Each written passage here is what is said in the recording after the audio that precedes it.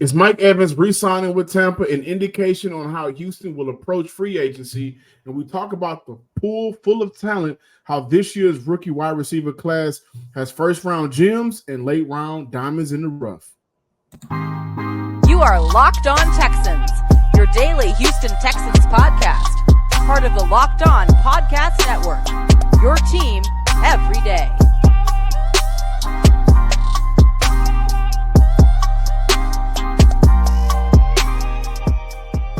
Welcome, Locked On Texans fans, to this Tuesday episode of the Locked On Texans podcast, a part of the Locked On Podcast Network, your team every day. If this is your first time listening or watching the Locked On Texans podcast, thank you for stopping by. Please be sure to subscribe, like, and comment to the Locked On Texans podcast on YouTube and wherever you get your podcast.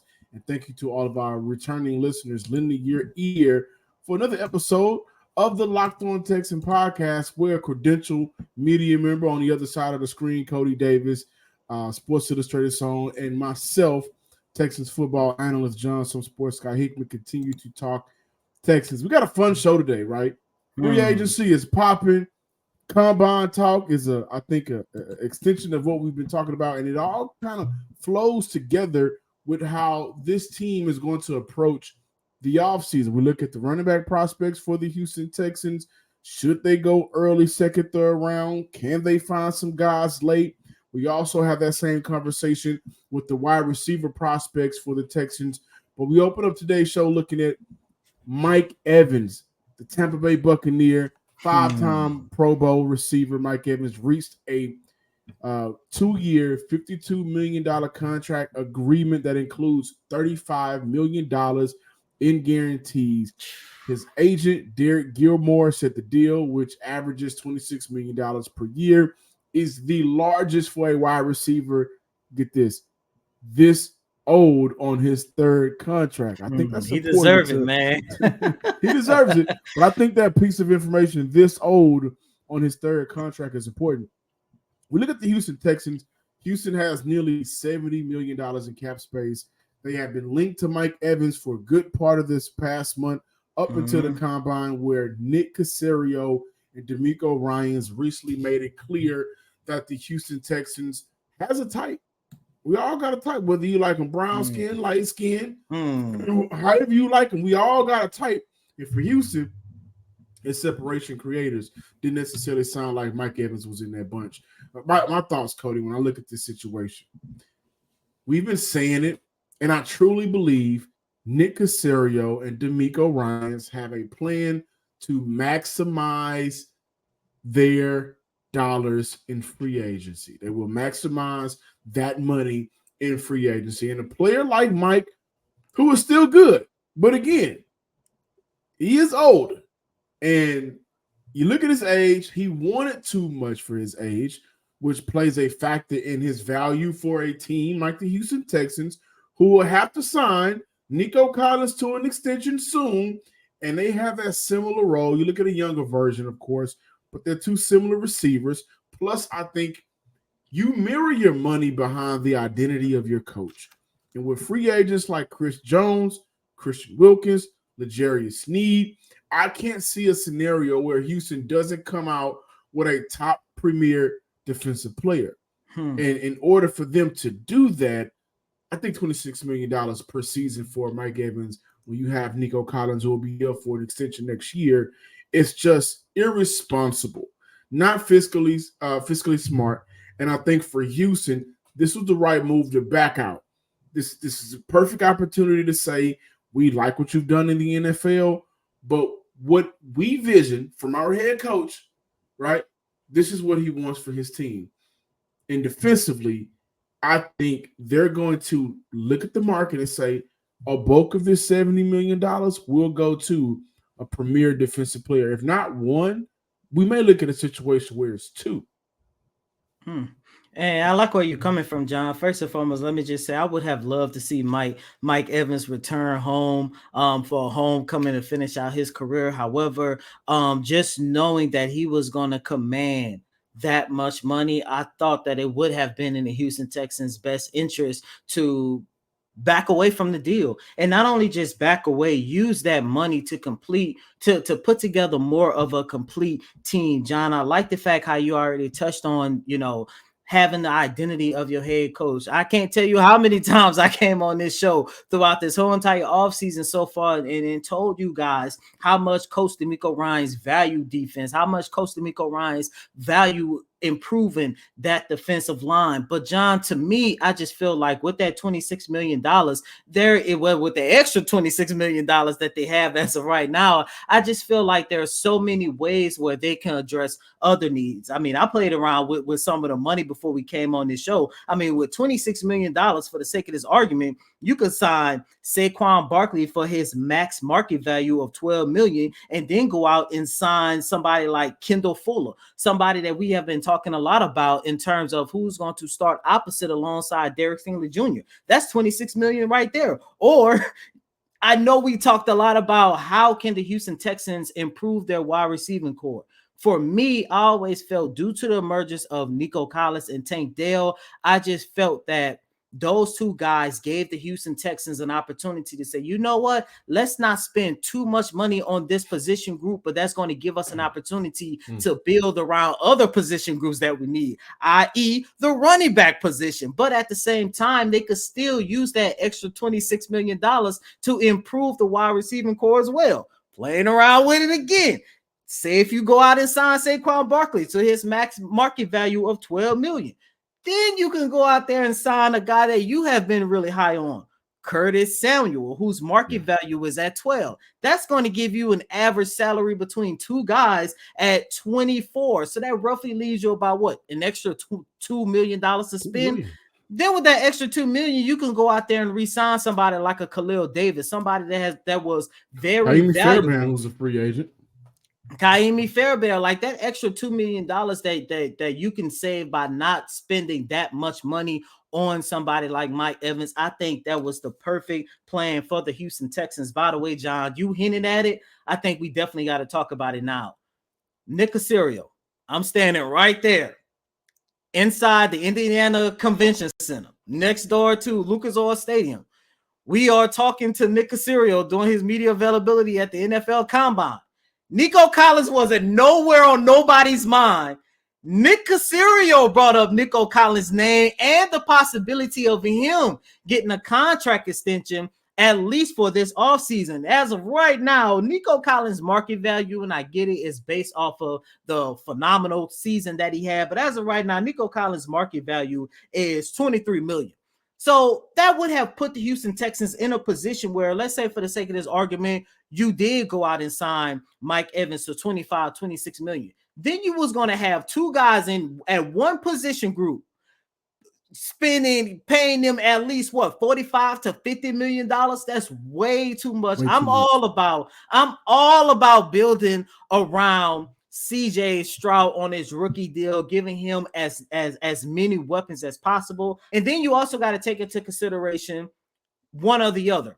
Who would you rather pay $26 million to? Nico Collins at the start of the 2025 season, who's going to be what, 25 years old? Or Mike Evans at the start of the 2025 season, who was going to be 31 years old, man. Look, once again, I would have loved for Mike Evans to come home and put on and represent for the city of Houston before he retires. However, for $26 million, the Houston Texans can improve this team in hopes of getting to that big game in New Orleans come next February. Drastically, they can improve this team. I mean, you got to remove emotions and the storyline out of it. Mike Evans comes home. He's from the Galveston kid, G-ball, and that's 45 minutes away from, the whole – we know how that plays out.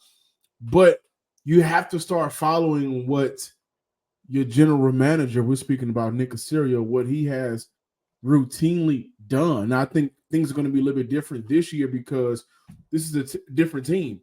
In the past, what didn't you have? Well, in the past, you had David Culley, your boy. You had Lovie Smith. You had Davis Mills. You had Tyrod Taylor. Different team, different makeup, different foundation, different culture. So now there's expectations. You win 10 games. You go to the playoffs. You win a playoff game. Now it's about being able to, in an intelligent way, be smart about building a team. And again, I'm going to say this. I think once we look at the end of the free agent period, we're going to see Houston. If there's like a graph, we're going to see majority of that money on the defensive side of the ball. Oh yeah, most definitely. Because it's smart to, again, mirror what your head coach's vision is. Where is he coming from? He's coming from San Fran. He's a defensive coordinator. He's seen great defenses. He's coached them. So I know that he wants to replicate that here. And again, I gave you guys the names of L'Jarius Sneed, Chris Jones.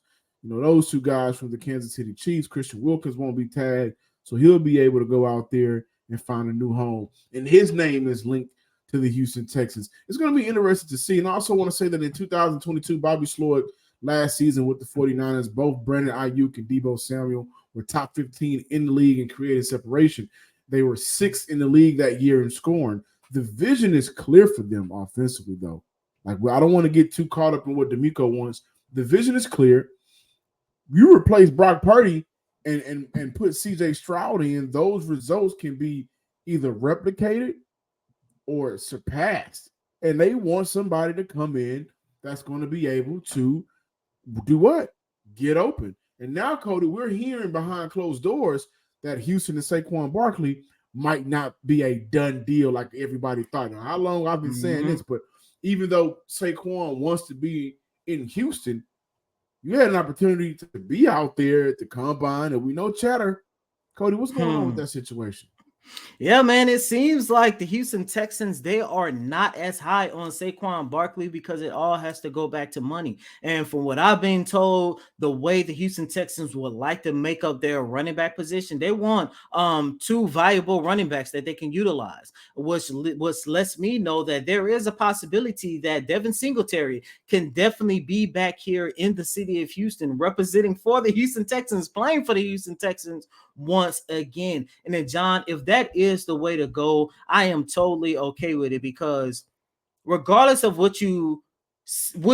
regardless of how you felt about the Houston Texans rushing attack, John, you made a very good point a couple of weeks ago. We played around with this exact same scenario before I was told this information.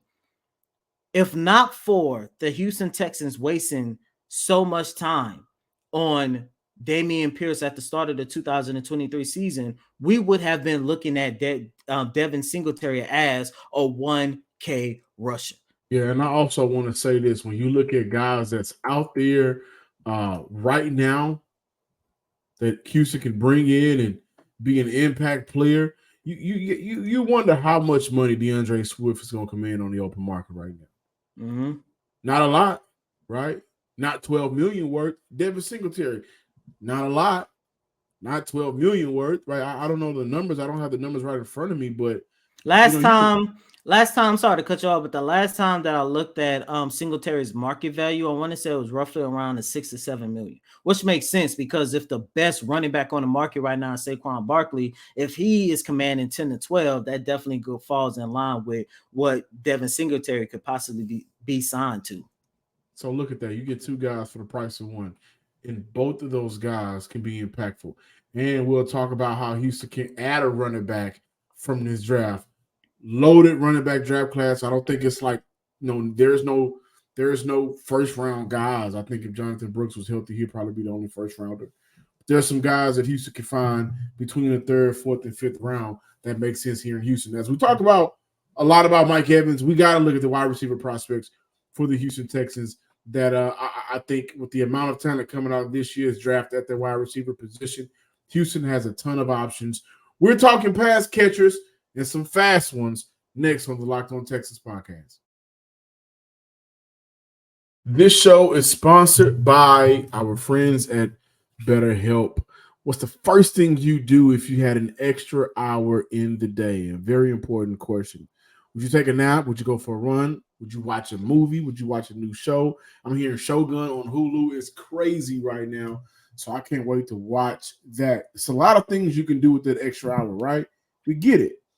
A lot of us may spend some time in our lives just wishing we had more time, right? And with that, guys, you got to understand it's important to enjoy the time that you have. The question is, what do you need that time for? If time was unlimited, how would you use it? The best way to squeeze that special thing into your schedule is to know what's important to you and make it a priority. Therapy can help you find what matters the most to you so you can do more. I've benefited from therapy. I'm a huge advocate of therapy. And if you're thinking of giving therapy a try, if you want to start therapy, give BetterHelp a try. It's entirely online, designed to be convenient, flexible, and suitable to your schedule.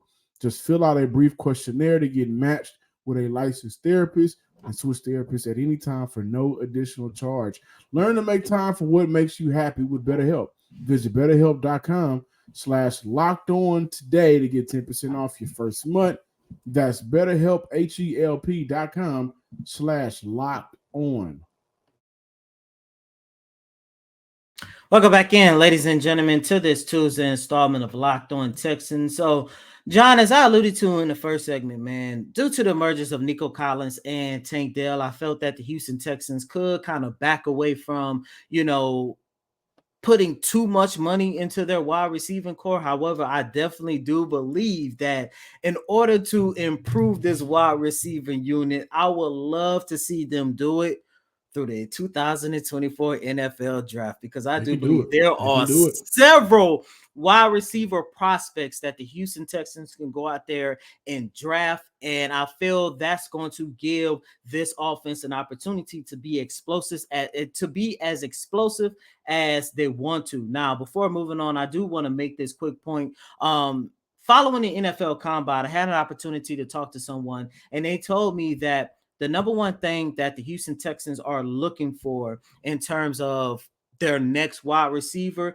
they are actually looking for someone who is smaller and a little bit more speedier than what they already have. And of course, somebody that's going to pair perfectly alongside Nico Collins and Tank Dell. Now, as you guys may or may not saw, not sure if I played this video before, but if not, I'm just going to play it again. At the NFL Combine, I had an opportunity to ask Coach D'Amico Ryans what are some of the requirements, some of the intangibles that he is looking at in hopes of bringing in a new wide receiver through the draft, and this is what he had to say. Yeah, with the receiver position, we're looking for guys who are separators, right? Who can separate, who can find a way to get open, right? And if you have that one redeeming quality that you can separate, right, that's what we're looking for, especially that shows up on third down, right? How do you win third down? How do you stay on the field as an offense, right, and continue to produce and move the ball down the field? It's about third down, right, and being able to convert. And the way you convert is guys who are savvy enough to find a way to always get open. What do you think? When you hear that explanation from D'Amico, and once again, I've been told that the Texans are looking for a smaller receiver who is speedier. John, I think they can definitely get not one, but possibly two wide receivers in this year's draft class that can help fill this need, this desire that they're looking for. Yeah, and I want to know. I want to know what they classify as smaller, and smaller than who? Because Nico's 6'4", right? Mm-hmm. So smaller than Nico, that's understandable. There's prospects out there that can do everything that you're asking for that's smaller than Nico. But you're not going to find a Tank Dell 2 years in a row. I don't think that's going to happen. And you're not going to find a Tank Dell that's smaller than Tank Dell the year after you found Tank Dell. I don't think that's going to happen. So I think that when you look at the word smaller and create separation, I think Houston is going to target, whether it's free agent, but we're talking about the wide receiver prospects, they're going to target somebody that can be interchangeable, right? Mm-hmm. Your outside, inside, that can do a combination of both, and emphasis on being able to get open. I think that's important above anything else. And I do think that there's guys out there that make sense for Houston, right? If Houston stays put between picks 23, 59, and 86, they are coming away with a wide receiver. If I'm being realistic, I think it will probably be between 59 and 86. Mm-hmm. And I look at Michigan wide receiver Roman Wilson. One NFC scout said, I don't think most people realize what he would have done in a wide open offense like Ohio State. And we know 2 seasons ago, we know how potent that offense was behind what quarterback? CJ Stroud, right? And so he mentioned that most people don't know or realize what he would have done in a wide open offense like Ohio State or Washington this year with Penix. He's got rare speed, and you will see it more in the NFL when he's a bigger part of the passing game. You guys got to understand, kind of like Nico Collins, quarterback matters in college. Quarterback matters at all phases, right? But quarterback matters. And with Nico, it was Shea Patterson. With Roman, it's JJ McCarthy, and a lot of people are trying to talk themselves into believing he's a first-round pick. I don't understand that. But if he would have had a quarterback like a Penix, like a CJ Stroud 2 years ago, Ohio State and Washington offense, we would have seen better numbers, and we may not be looking at him at 59 or 86, right? And probably realistically 59. Combine that with a 4.3 speed, commenting on how much he loves to block, and he met with the Texans at the Senior Bowl. So I think he's a realistic option for the Houston Texans at 59, may slip to 86, but between those two picks, right? And I also look at Troy Franklin, the Oregon wide receiver, as an option for the Houston Texans at 59. He met with the Houston Texans at the Combine. One NFC scouting director said he's not as explosive as Jalen Hyatt was coming out, but I look at him similarly with what he can do for your offense and what you won't ask him to do. He's a better route runner than Hyatt was. And so you look at a guy that can get open, right? He's also a little speedier receiver. I think he ran a 4.445. He understands how to get open, how to beat zones, and he's a guy that I believe can be very interchangeable within an offense. And this is also understanding that you have Tank Dell on your team, who at one point, for a couple of games looked like this team's number one receiver. And then we know he went down and Nico Collins just kind of, put that to rest. He is his team's number one receiver. But Houston can really, I think, come away with this draft with depth. I don't think they're not going to address it in the free agency. I think that's still an option for Houston. But if I'm being honest with you guys, if there was a wide receiver to trade up for in the second round, picks 34, 35, it would be Mo City Mitch. Mitchell, UT prospect, flew at the Combine. One AFC scouting director said if he can play every game like he played the Alabama game, he'll be one of the best receivers in the league. They have first-round corners, and he gave them problems. I understand they got Kool-Aid, they got Terrian, and gave them problems.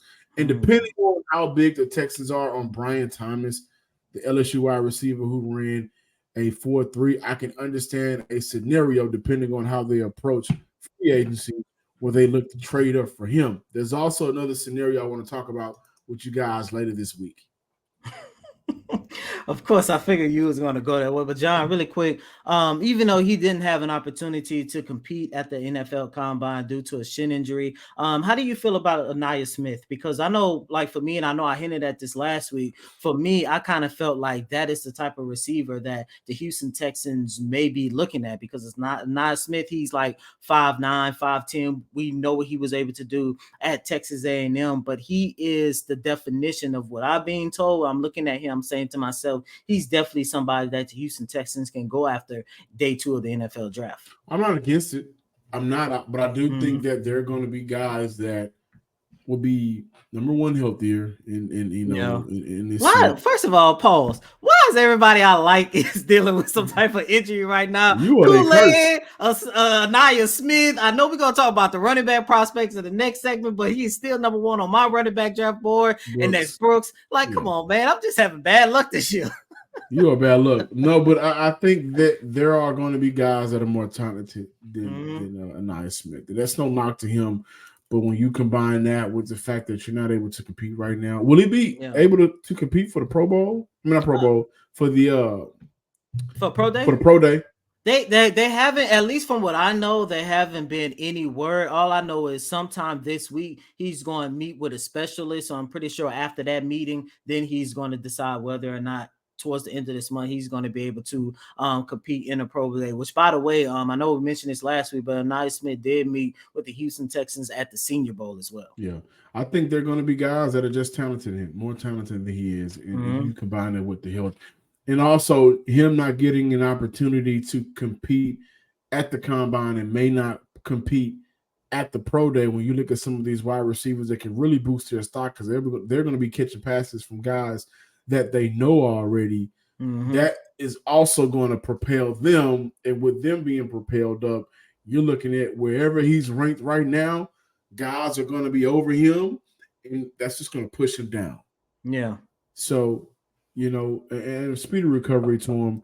But I will say this: if Houston does decide to get aggressive, 2 of the 3 scenarios, I haven't talked about one yet, but if they could trade up for Mo City Mitch, I gotta keep calling him that because I think he's probably the better receiver out of him and Worthy. Mm-hmm. Amazing hands, and I mean phenomenal hands. Or maybe Brian Thomas in the first round. You're looking at a receiving group that may be very dangerous with C.J. Stroud as a quarterback.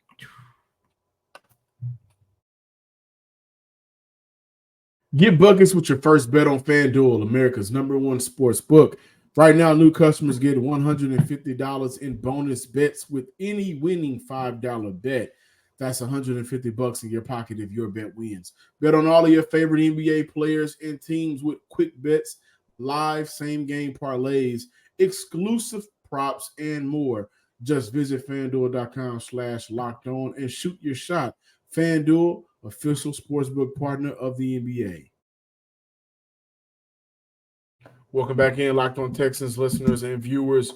We're closing out today's show looking at the running backs. And the Houston Texans met with a handful of running backs. Look at Bucky Irvin out of Oregon, Braylon Allen out of Nebraska, right? They've met with some guys, and I think however they approach free agency, they're going to find a young guy that can come in and fit perfectly. So that guy may not be in year one of Damian Pierce, he was a rookie, and we had to see a lot of him because the running back room was just that desperate of need for talent, right? It was decimated of talent. They may look and say, we can get a guy like Singletary back and maybe Swift. Okay, who's a 4th or 5th round guy that we really like that can come in and we may give you snaps here and there, but we may see how you can impact us on special teams. We may want to see how you can impact in other ways, and then we may use you and sprinkle you in here and there and be ready whenever we need you, just in case if there's an injury or one of the backs in front of you are just not performing as we'd like. And I think that may be how Houston approaches this year's draft with running back. And this is a good year to do that because I believe that you can still find a valuable running back for this NFL league in those later rounds. I 100% agree with you, John. I mean, the running back position might be the only one that's kind of hard to go into detail into which prospect would be best for the Houston Texans because, as you just alluded to, and I had it right here on my notes, it all depends on what they do in free agency.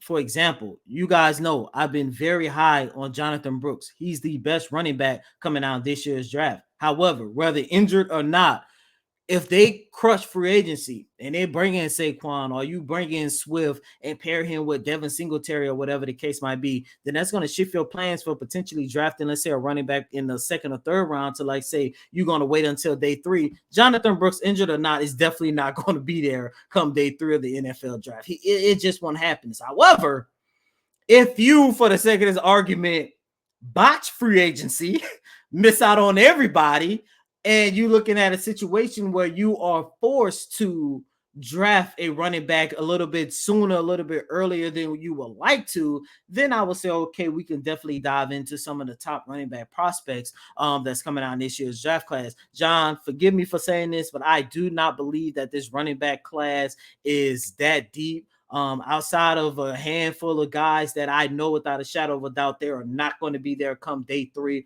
of the 2024 draft. So this is just the one situation where I'm just looking at Nick Caserio and looking at Coach D'Amico Ryans, and I'm thinking to myself, rather you splurge on Saquon Barkley, whether you go out and splurge on some of the other top running backs that's going to hit the free agency market, or you try to pair Devin Singletary with another number 2 running back or whatever the case might be, they definitely have to play their cards right in free agency. Because if not, and you get to a situation where you have to rely on drafting one of these running backs, it's going to put them in a position where their rushing attack is going to be the same, if not a little bit worse than what we saw in 2023. And for a team that is expected to take this leap into playoff and championship contention, they definitely have to make sure they play their cards right when it comes to improving this offensive backfield. Let's take it a step further. What the Houston Texans don't want to do is either overdraft or wait too late if that's a scenario. So what I mean by overdraft is you don't want to find yourself in a situation where you have to take Brooks in the second round. Mm-hmm. You don't want to find yourself if you like Brooks. Hear me out. If you believe Brooks, when he gets healthy, can actually take this team to the next level and be I'm not doing a comparison, but a CMCS type of back where the 49ers lean on CMC. Mm-hmm. Right, because he's that good of a runner. If you believe Brooks is that, then okay, by all means do that. But that can't be the scenario because you did not address the position in free agency. Mm-hmm. You don't want to find yourself in a scenario where you're forced to have to take a running back, maybe with the 86 overall pick. I can understand that, honestly, because that's probably around the time where you find maybe Bucky Irvin slips. I really do like him. You may find some of those guys that may slip, but I think 86 is probably the perfect time to take a back if you want to take a back. But between 86 and round 5, third round of 5 and round 5, you don't want to find yourself in a situation where you're drafting a running back that can't actually come in and help your offense day one because you did not address the position of need in free agency. And so by that, I mean, let's say you go out there and you sign Saquon Barkley. Now waiting until the 5th round sounds good, right? Mm-hmm. You can do that. And especially if you look at the possibility of maybe re-signing Devin Singletary on top of that. Now you can do that.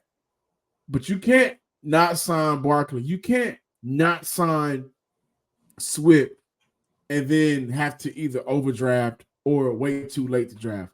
And then, like you said, Cody, you're going to find yourself in a situation where you may not be getting as impactful of a running game as you may want, which we know this team, D'Amico, Bobby, everybody, they want to run that ball. So they have an interesting – I like that you disagree. You don't feel this running back class is as deep as maybe I feel like. I think Blake Corum is probably a 4th-round pick. Mm-hmm. We know the year that he just had in Michigan. Right, Braylon Allen, I think he's probably a 4th-round pick. We're looking at how good these wide receivers are performing.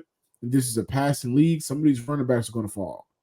Plain and simple. Some of these guys may fall to like mid-3rd, late 3rd round, and then you may see teams try to trade up for them, right? But outside of Brooks, I don't see a premier running back in this class. And Brooks is the only one that I would understand Houston taking with the number 59 overall pick. Outside of that, you do not want to find yourself in a situation where you're like, we got to reach because we didn't take care of business in free agency. None of this will even matter if Dameon Pierce would have just panned out like I hoped. and let me say this. Y'all probably gonna y'all been killing me all year. Lord. Dameon Pierce still needs that time. Mm-hmm.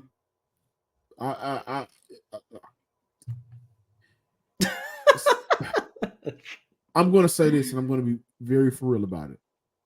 Dameon Pierce's preseason training camp is going to be very important this year. Oh, yeah, most definitely. Because if he cannot beat out some of these other guys, right? We've seen in the past where guys Houston may have brought in for maybe depth purposes are kind of performing better than guys that they wanted to make this roster. Just last year, I think initially Steven Sims played better than in training camp, was better than Robert Woods. The young kid, the undrafted rookie tight end, I think performed a little bit better than Brevin Jordan did in training camp last year. So we've seen guys come in, and it's kind of like, okay, you're here because we gotta make a 90-man roster. You are fighting against everybody else. And we've seen those guys kind of outperform some of the Houston Tech. Johnny Wilson, I think, had a better camp than some of the other receivers. So if he's one of those guys where some of these quote unquote no names or where did you come from players outperform him, he's going to be out the building. And we know that in this league, running backs, unless you are CMC, running backs' lives are not necessarily playing wise are not long. Thank you guys for listening and watching the Locked On Texans podcast. Be sure to subscribe, like, and comment on YouTube and wherever you listen to your podcast. Give me a follow on Twitter at John_Hickman12. And as always, I'm your host, Cody M. Davis. Please remember to follow me on Twitter at CodyDavis_24. Once again, that's Cody COTYDAVIS_24. Until next time, ladies and gentlemen, peace.